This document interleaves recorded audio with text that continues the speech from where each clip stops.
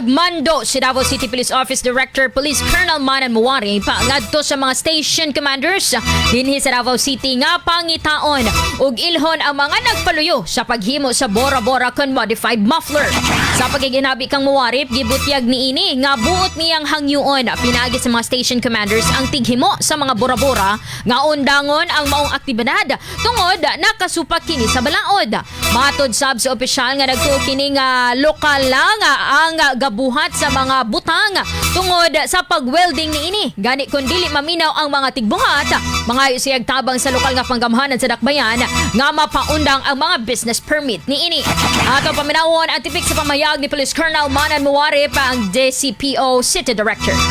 Sa lahat ng visitation ko sa barangay, napulong-pulong ko sa kanila, ang lagi nilang reklamo, sumbong, yung ingay ng ganitong mga muffler. So, nag-initiate tayo, then yung last week na of December at saka itong first week of January, inoperitan natin yun at nakakuha tayo ng ganito and hoping tuloy-tuloy ito.